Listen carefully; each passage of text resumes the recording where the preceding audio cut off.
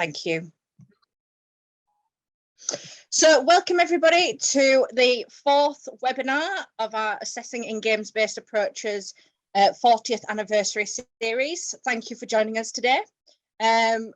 We will be putting the links to the previous webinars in the chat box during this presentation, along with other examples of our events going on throughout the year. So please do get involved and check those out. Today we have Dr. Karen Richardson, who will be presenting on tactical assessing. We're really looking forward and we're appreciative of Karen for coming in today. So I hope you enjoy and you get something out of this presentation. So I will hand you over. Thank you, Karen.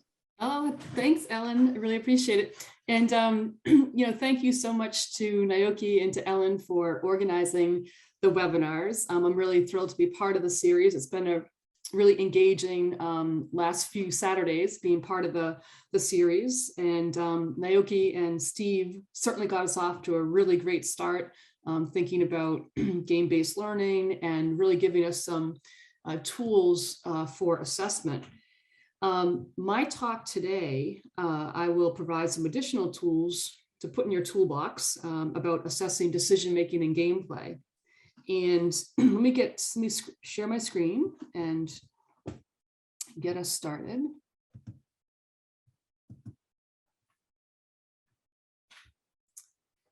So in the presentation today, I'll share the development of the framework for tactical decision-making competence. I wanted you to know that the work I share today has been done in close collaboration with my colleague, Mary Henninger from Illinois State University. We actually began the work as doctoral students at the University of Massachusetts, and we've continued to develop and use what we call the TDC framework in the assessment tools with our pre-service teachers. Our pre-service teachers have adapted and modified the TDC tools to fit their needs, and many have then used the tools using different technologies to make them even more user-friendly. So just an outline of the TDC webinar for today. So I will give you a pretty good background on the development of the tactical decision-making framework, the research that went into it, how we came to be interested in the topic. And when I say we, I am referring to my co-author, Dr. Mary Henninger. I also will then share some very easy to use assessment tools and strategies that will help promote the development of tactical decision-making competence. These are very low-tech tools that certainly can be adapted to be used with technology, but also can be used just paper, pencil, or your voice. So again, I'll review those and we'll see how they can be integrated into a physical education lesson. And then I do want to have time at the end of the talk so that I can talk with you about your ideas and potentially answer any questions. I'm most interested in seeing if the presentation gets you thinking about something that you want to share with the group.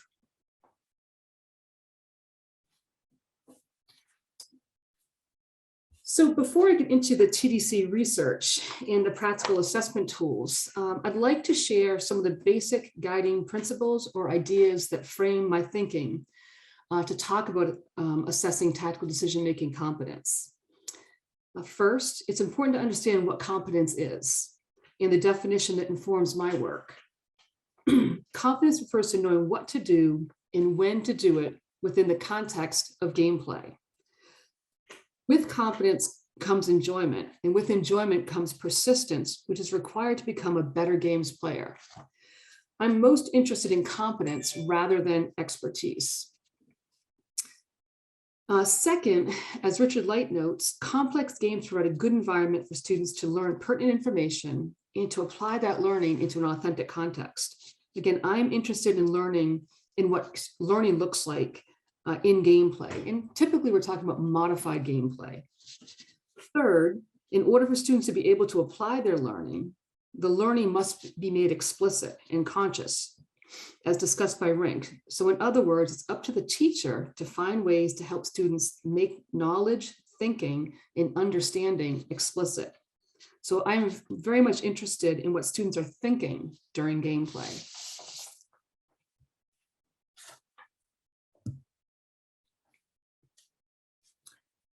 So my ongoing journey to understand how students develop competence as a way to become more skilled games players has kind of been a long and winding journey. It's been informed by a variety of research perspectives and theories. It began through exploration of the expert-novice research as a way to think about how expertise in gameplay is developed. The more I read about experts' understandings and thought processes during gameplay, the more I focused my attention on how novices grow and develop as games players, as they best represent the learners that we encounter in physical education. So as Mary and I progressed in our research, we began to work to understand how novices develop knowledge to become more skilled games players. And we specifically started looking at the development of tactical decision-making competence.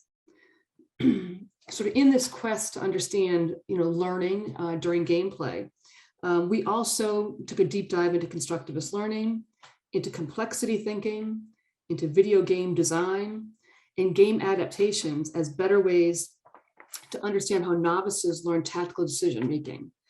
And as we work to explore ways that this information can inform teacher education practices, teaching strategies, and the facilitation of student learning.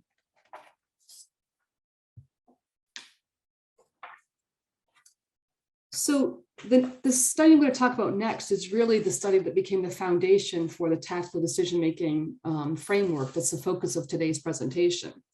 So in our first qualitative study of novice volleyball players, we looked at the development of tactical decision-making and knowledge. From our review of literature, we found that expert game players have increased tactical awareness and can attend to more complex features of the game, not surprising. What we didn't know is what tactical decision-making skills and knowledge novices use during gameplay. What we found was that novices, in fact, had varying levels of tactical knowledge and decision-making skills related to volleyball gameplay. We also found that novices bring in knowledge into class, so they aren't starting from nothing when learning to play games. But despite having prior knowledge of gameplay, participants had difficulty applying that knowledge to form solutions to tactical problems. Part of the reason we surmised that novices had difficulty applying their knowledge is that it was often created in an artificial environment, separate from the game itself. In order to help students make their knowledge more explicit and therefore more applicable during gameplay, teachers must learn to create learning environments that allow students to develop their tactical decision-making in developmentally appropriate game situations, which is really fundamental to a game-based approach to learning.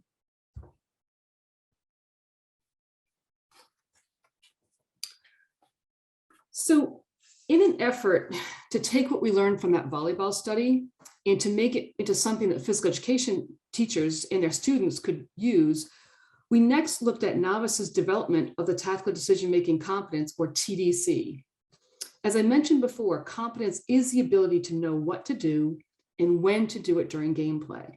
It's developed primarily through active engagement in modified game situations, with targeted questioning and focusing by the teacher on the student's cognitive understandings. So TDC, or tactical decision-making competence, involves the development of the ability to attend to key tactical features of a game while engaging in that game. The more tactical awareness a student has and can access, the better they are at gameplay. As students become better at attending to an appropriate game feature, they begin to make better decisions about what to do and when, thus becoming better games players. So in the article cited above, or in front of you, we developed a framework for tactical decision-making competence, as well as a series of strategies to both teach and assess TDC in the authentic context of gameplay.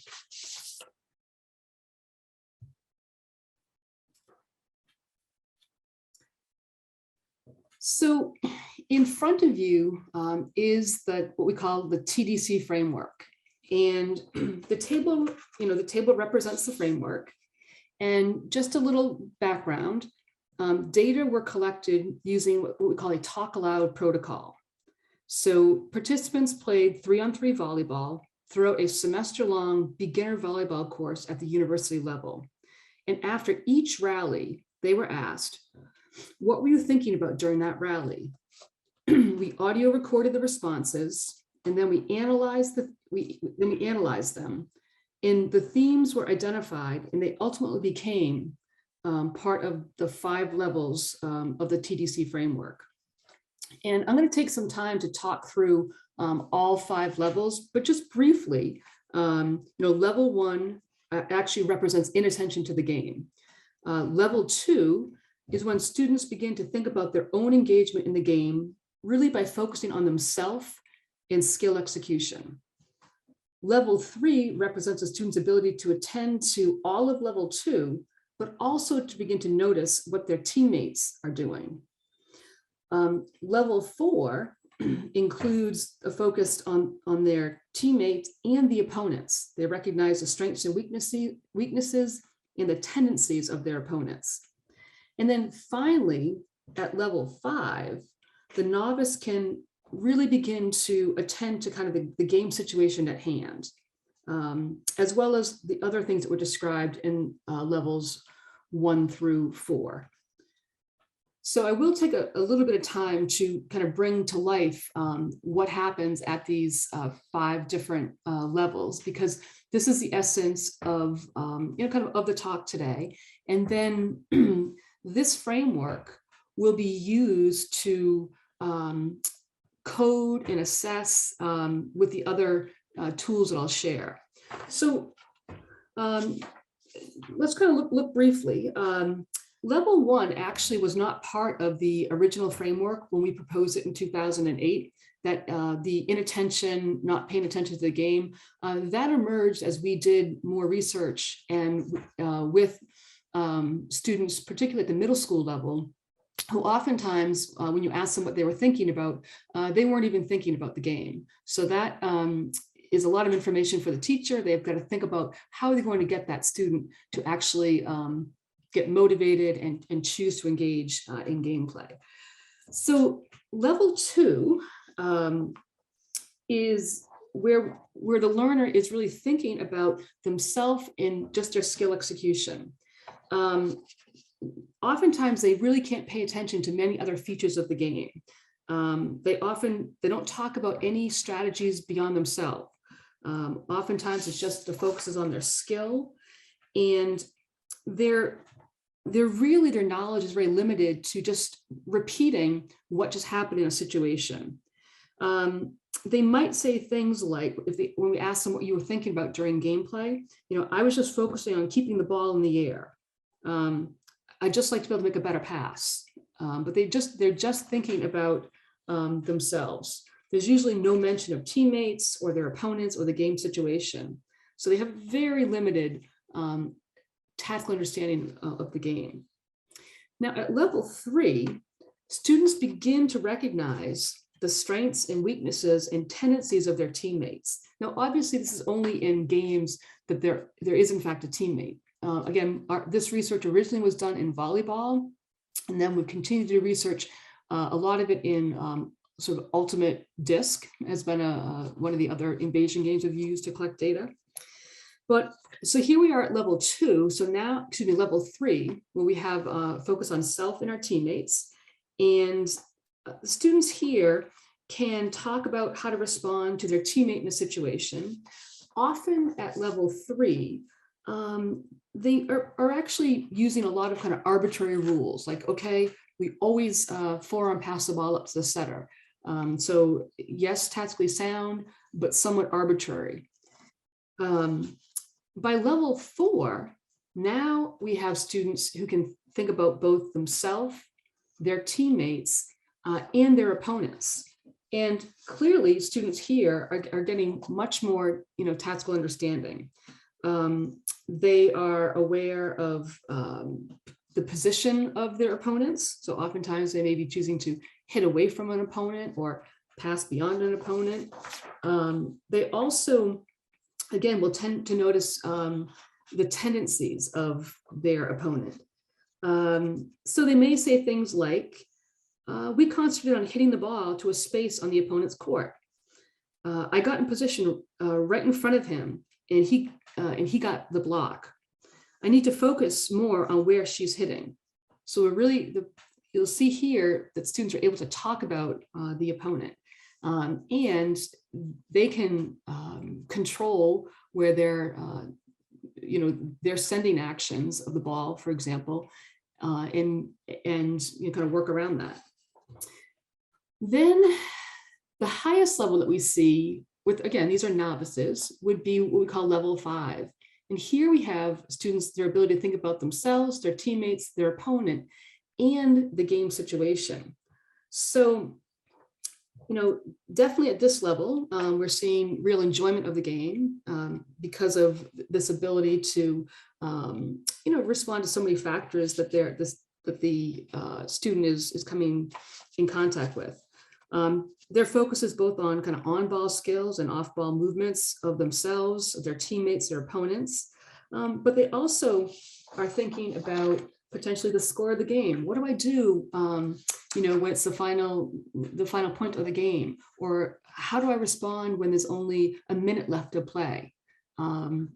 Or is there anything that I might do because of maybe the sun in the goalie's eyes? So they're able to attend to many more features of the game. So again, these are the 5 levels of what from here on out we kind of call the TDC framework. And as I said, the development of this did occur primarily in volleyball and in ultimate disc. So you may see a game that doesn't have a teammate. You wouldn't have, obviously, a level 3. So let me tell you about the next part of our adventure on. So actually, we'll talk. I'll do significance first here. So, what is significant about the TDC framework? Well, a couple of things to think about. The TDC framework serves as much needed scaffolding that can be used by teachers and students to facilitate the students' development of tactical decision-making competence. The framework is useful in terms of helping teachers emphasize tactical decision-making during instruction by helping to focus attention on important aspects of gameplay. So the different levels provide different ways we can focus students' attention. TDC gives students and teachers a vocabulary to think about and discuss tactics, thus helping to make tactical knowledge and application more explicit. In addition, the TDC framework provides some effective ways for teachers and peers to assess students' thinking during gameplay. This kind of formative assessment provides valuable educational opportunities for all learners to develop tactical knowledge and skills necessary to become better games players.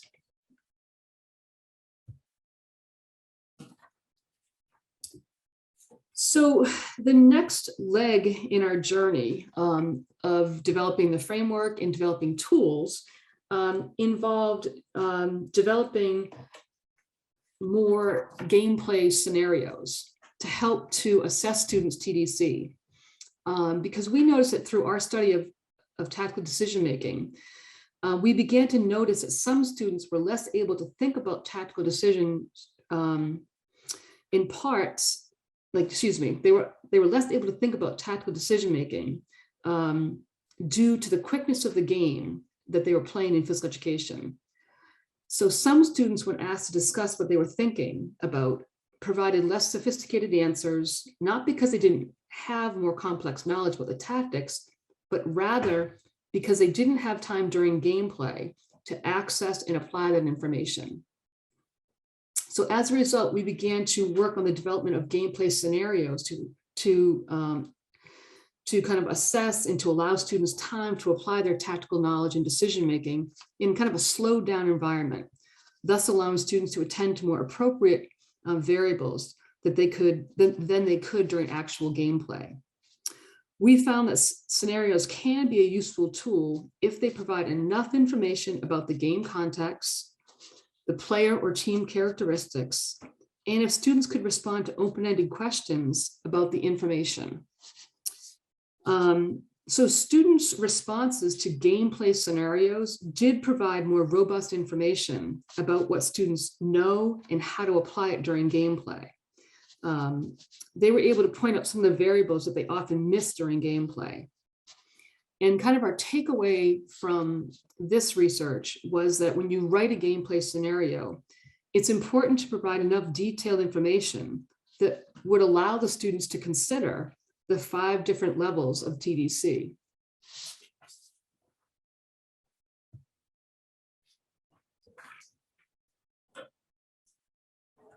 So I'm going to kind of move on from the framework, and I'm going to talk with you about some of the TDC assessment tools. And today, I promise these are easy to use.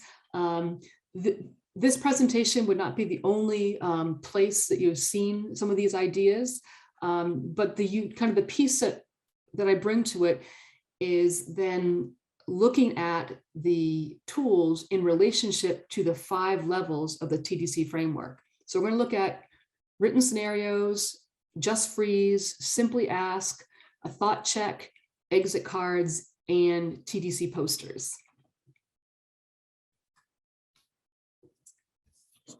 So I told you a bit about the research we did on gameplay scenarios. Now let's just kind of see what it looks like.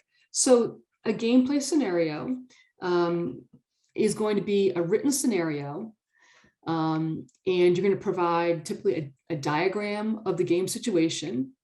You want to have a clear description of the game situation, and you want to ask questions about how to respond to the gameplay situation.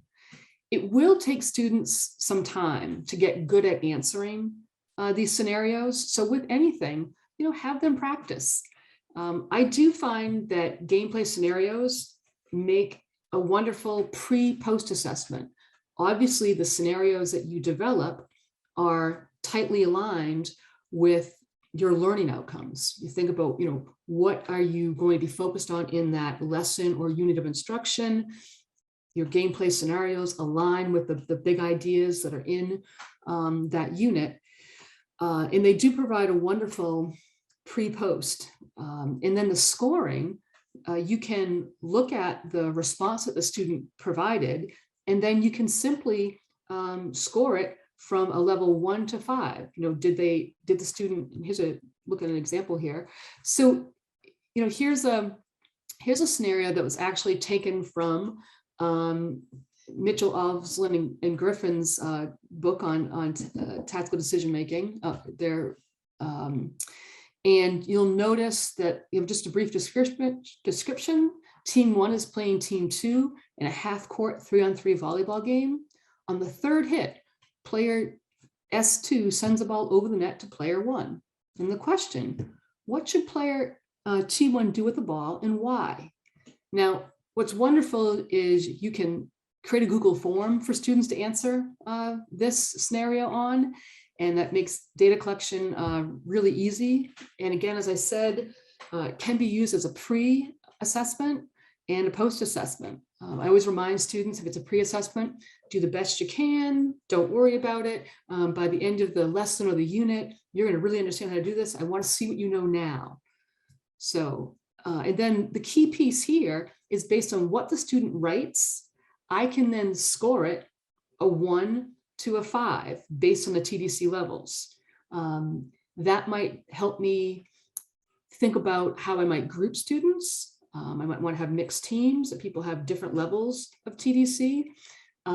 It will very much impact how I might give feedback to students. If I know that they're really just at a level 2 and they're worried about themselves and skill execution, then I'm probably not going to talk to them or give them feedback about their opponents yet.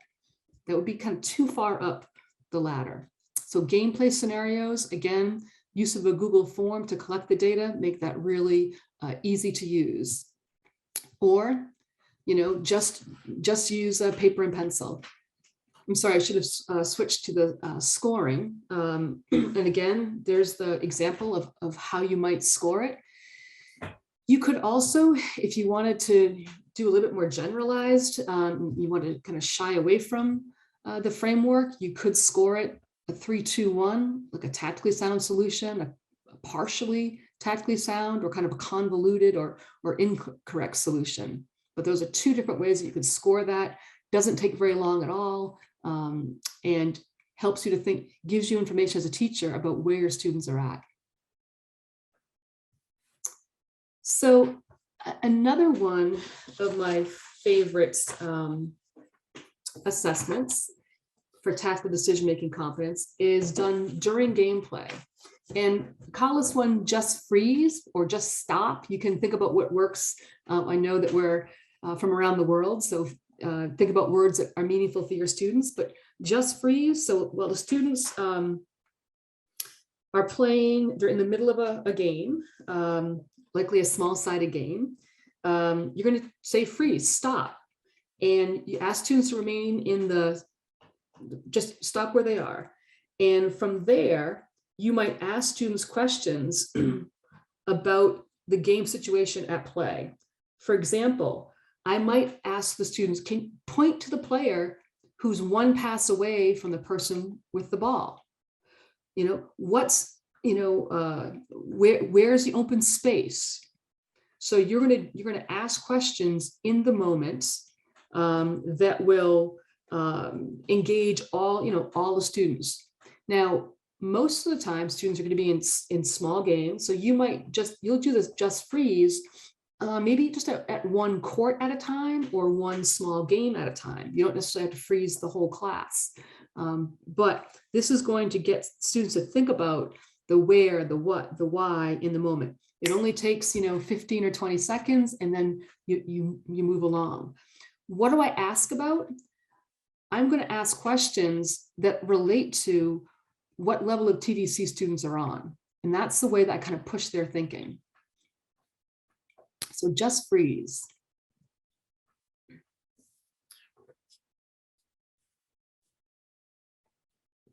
Now, in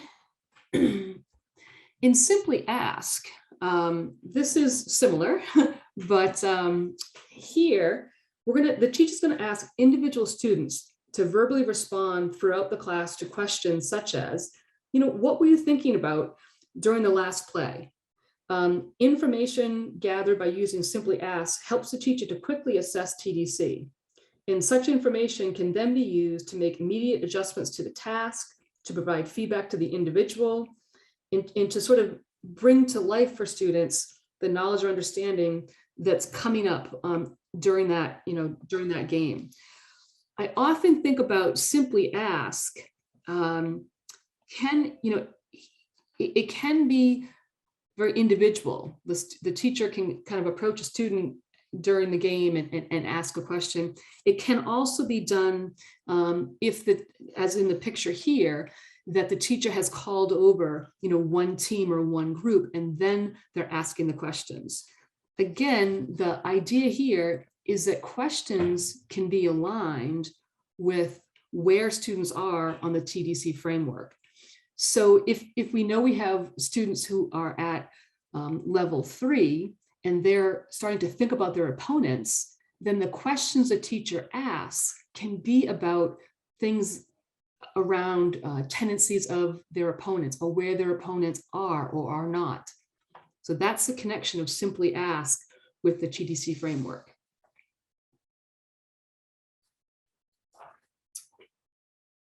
Now, a thought check, similar, these are all relatively brief, is going to require that we have the students do some writing or recording of information.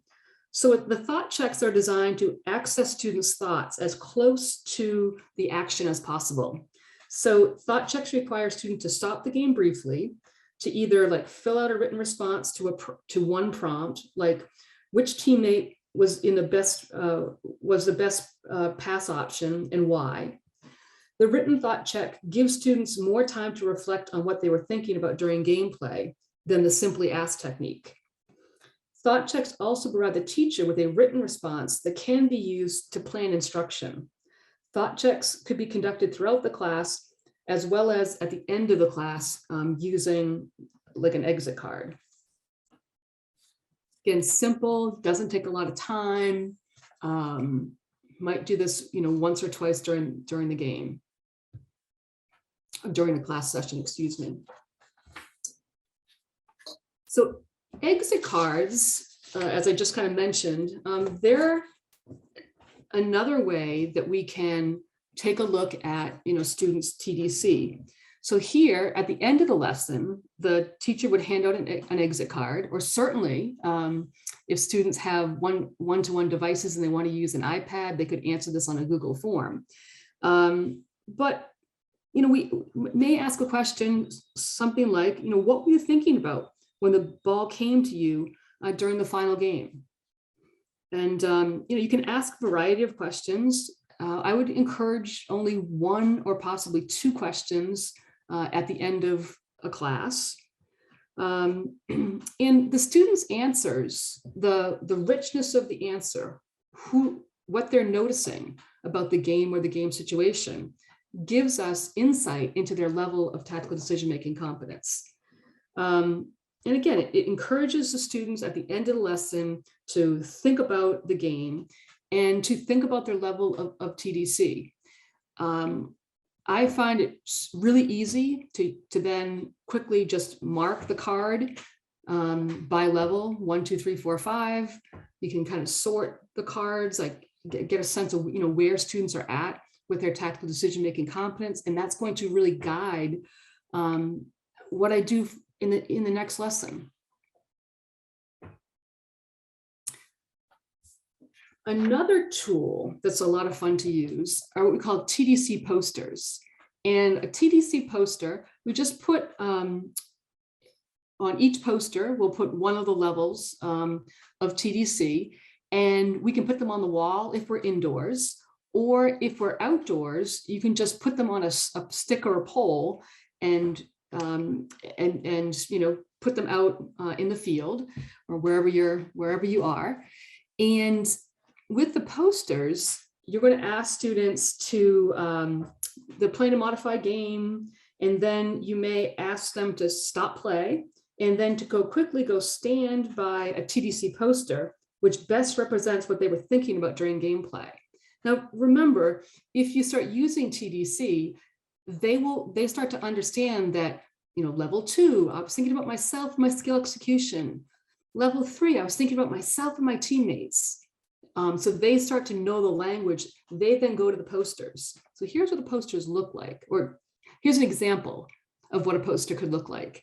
So there's the five levels, and kind of make it fun. And then at the poster, you can put some prompt questions and invite the students to then have a conversation. So, what did you notice about, if you're at level 3, what did you notice about your teammates? Where were they? Who was in good position? What else could we do? So what I like about the posters is it's very social.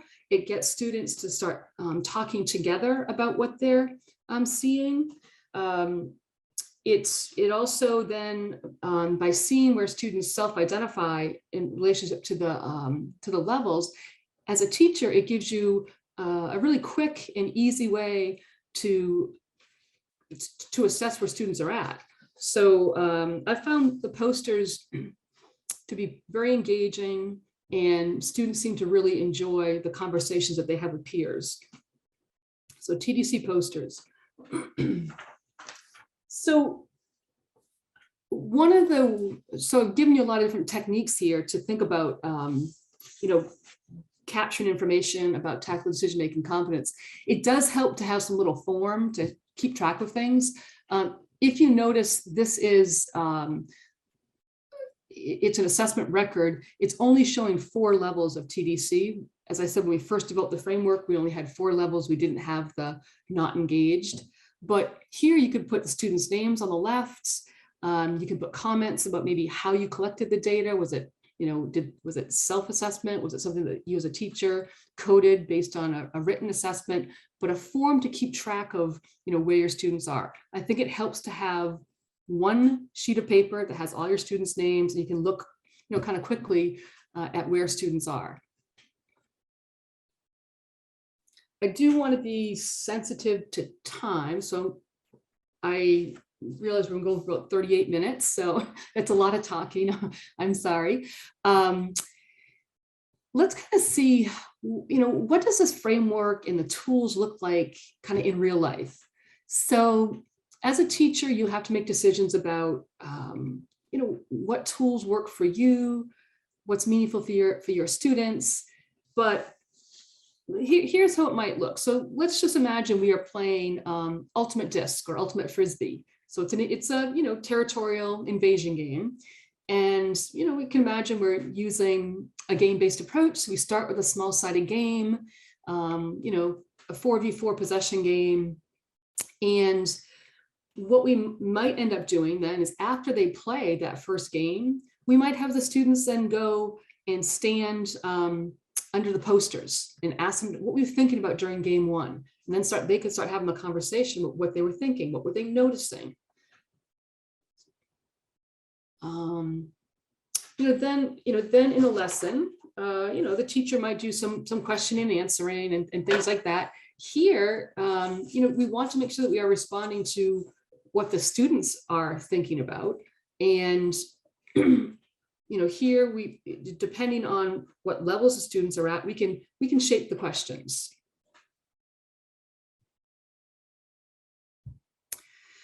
We may then have students get involved in kind of a practice task. Maybe they need to be working on making these long passes to be effective.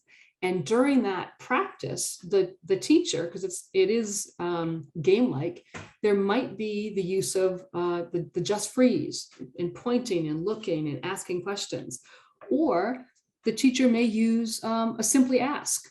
They might use simply ask with one group. They may use just freeze with another, depending on what the teacher is trying to accomplish. And then maybe at the end of this lesson, the students might complete an exit card. So here in one lesson, during the opening game, we use the posters. During some practice tasks, we use just freeze and simply ask. And then to end the lesson, we use an exit card. Certainly a teacher could choose to only use one technique within a lesson, but this example shows you, a lot of integration of the techniques.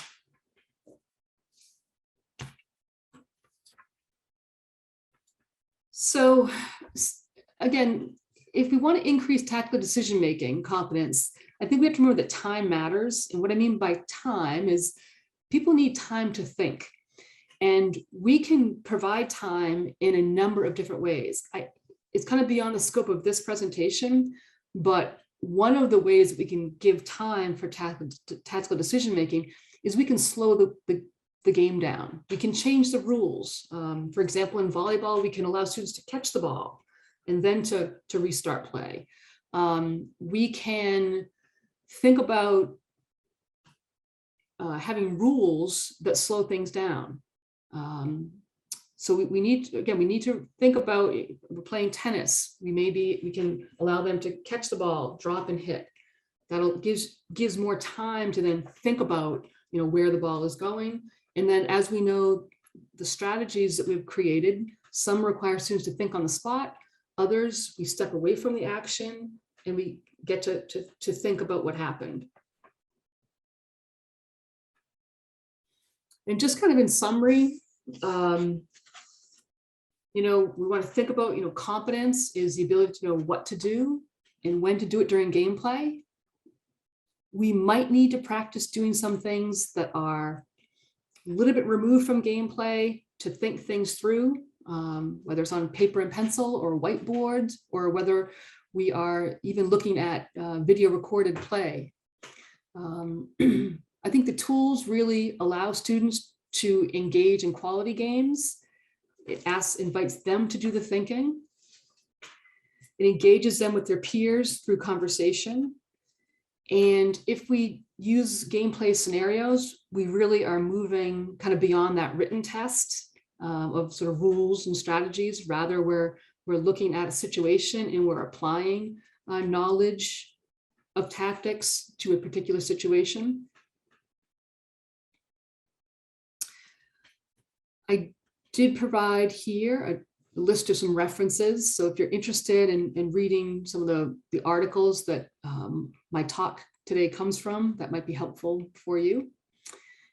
And then I think I'm not going to actually play this for you, but I hope that throughout this talk today, you were able to see that now when you're watching gameplay, there's lots of different strategies that you can use to both assess tactical decision-making competency and to really engage your learners in the thinking process. And remember that the 5 levels give you language to talk to your students about what they're noticing. Self, self and teammates, self, teammates, opponents, self, teammates, opponents in the kind of the whole game situation. So thank you very much. And I will end the show now. And I'm really looking forward to having a conversation with you and seeing your thoughts about the presentation, ideas that you have. Thank you for that, Karen. I see a hand up from Diana. Diana? Hello, thank you so much. That was wonderful. I'm Diana Nyland from SUNY Cortland in Central New York. A specific question I have when I'm looking at your framework, levels 4 versus level 5.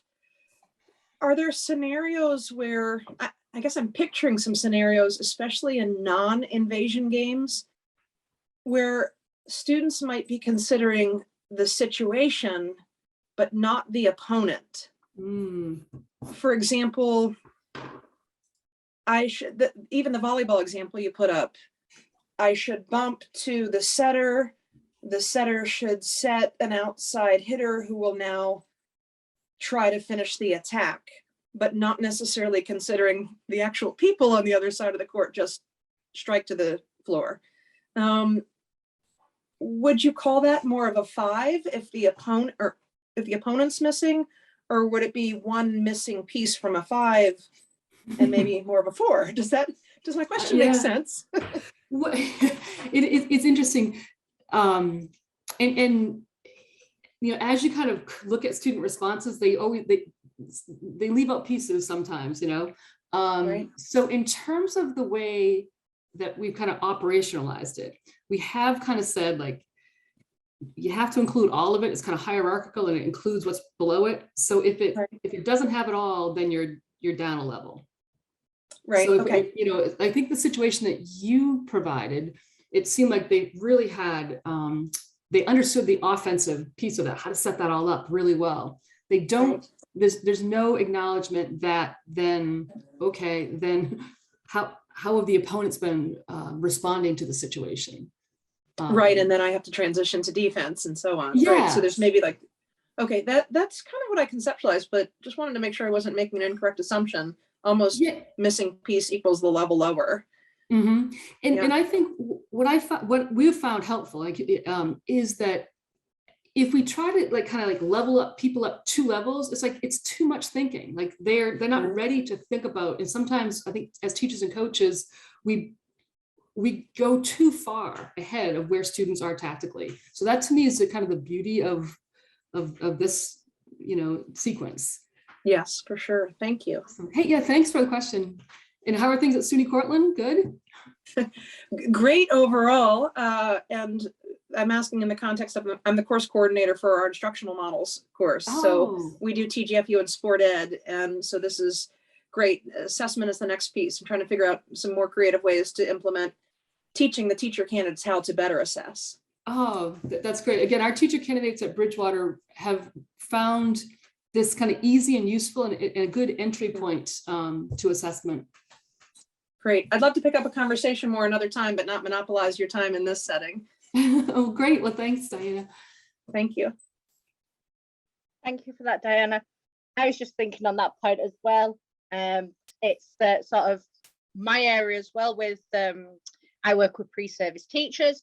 So having them that ability to show and demonstrate to them how they can then assess, it's always been sort of a big kind of difficulty for them to understand that translation of it. So I think discussing it today, Karen, it's been very helpful. Thank you for that. Oh, good. And really, definitely I'm focused on like assessment for learning. Like it's in doing this, it's helping the students learn. So I think that that's kind of the win-win for pre-service teachers. Yeah. Thank you. Is there any other questions? But please put them in the chat. Anyone want to sort of speak out? Okay. Hi. Okay. I have a question, and so I have never seen so Diana. So I used to stay in SUNY Cortland. Yeah, I belong to the SUNY Cortland in 2008. Okay, so Wonderful. yeah, so Tim is my good friend. Oh, Yeah, so Small I have a world. question. So I am in agreement with the development of the TGC. So if learning and assessment are inseparable, so then I believe that so the games the kids play will change with the development of the TGC scale. So I have two questions. One, so can you give me some tips on how to modify the game to fit the TGC scale?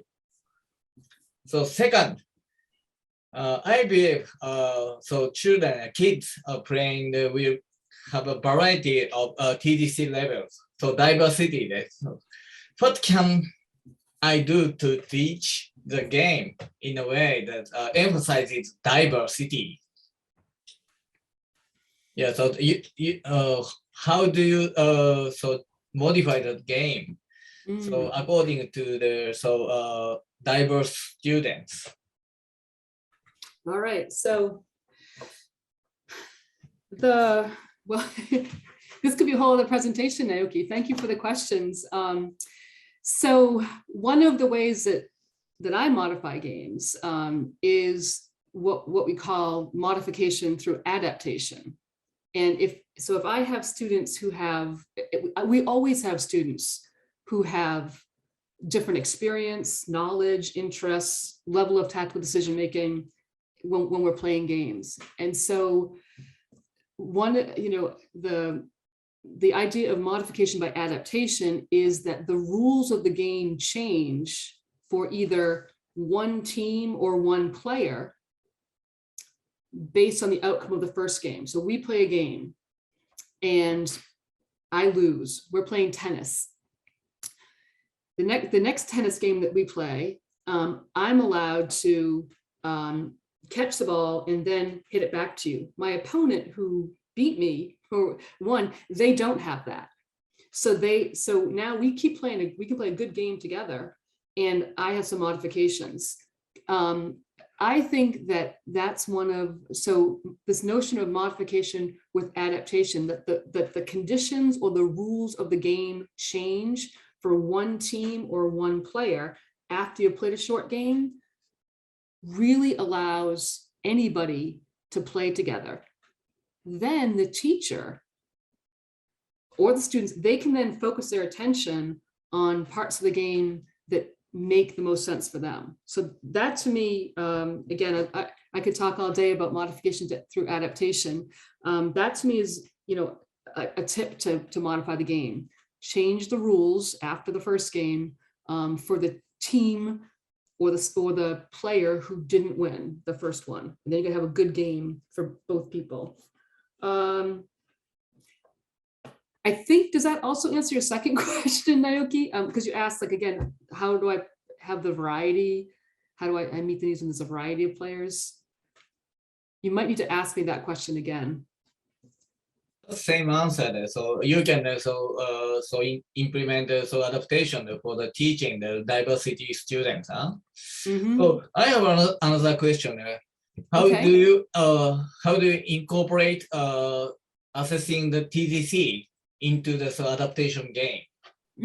Yeah, I Oh, like adaptation game, but so I'm not sure that so how teachers so assess the game performance using the TGC in the adaptation game. Well, I think that the beauty of the adaptation game is that the tactics are remain. So whatever, it's just that the different teams are doing different things. So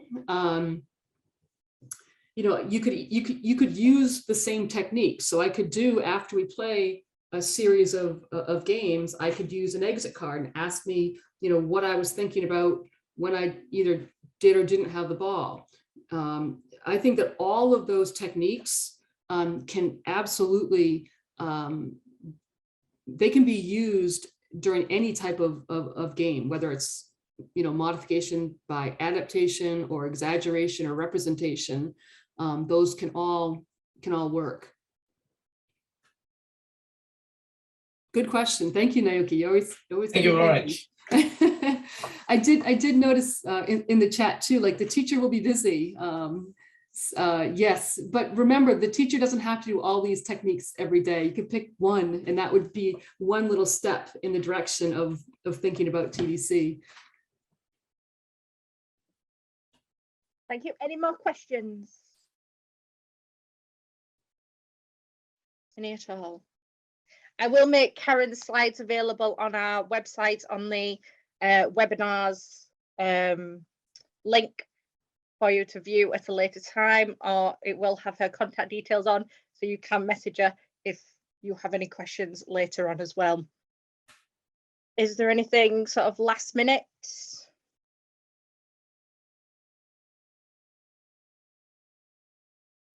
I think everybody's happy. Great. Stunned into silence. Well, thanks everybody.